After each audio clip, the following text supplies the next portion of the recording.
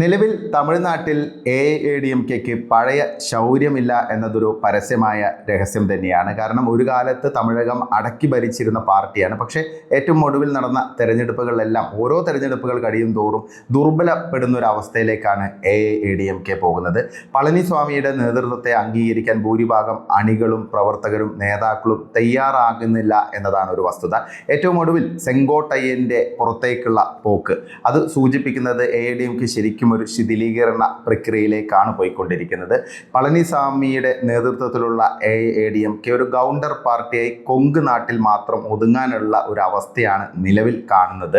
പ്രത്യേകിച്ച് തെക്കൻ തമിഴ്നാടായിരുന്നു AIADMKയുടെ ഏറ്റവും വലിയ സ്ട്രോങ് ബേസ്. അവിടെ കഴിഞ്ഞ ലോക്സഭാ തെരഞ്ഞെടുപ്പിൽ ദയനീയ പരാജയമാണ് AIADMK നേരിട്ടത്.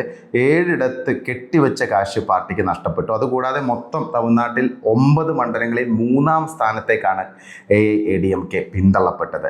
ഇപ്പോൾ നിലവിൽ പളനിസ്വാമിയുടെ പ്രവർത്തനങ്ങളെല്ലാം ഈ ഒരു പാർട്ടിയെ, അതായത് ഒരു വലിയ ബേസുള്ള ഒരു പാൻ തമിഴ് പാർട്ടി എന്നൊക്കെ പറയാൻ പറ്റുന്ന ജയലളിതയും MGRും എല്ലാം അടക്കി ഭരിച്ച ഒരു സംവിധാനം നിലവിൽ ഒരു ഗൗണ്ടർ പാർട്ടിയായിട്ട് ഒതുങ്ങുന്ന ഒരു സാഹചര്യമാണ്. അപ്പോൾ ഈ ഒരു വസ്തുതയാണ് കുറേ കാലമായിട്ട് അണ്ണാമല പറഞ്ഞുകൊണ്ടിരിക്കുന്നത്. കാരണം AIADMKക്ക് അപ്പുറത്തേക്ക് ഒരു പ്രതിപക്ഷം എന്നുള്ള രീതിയിൽ BJP വളരണം എന്നതായിരുന്നു അണ്ണാമലയുടെ ഏറ്റവും പ്രധാനപ്പെട്ട ലക്ഷ്യം.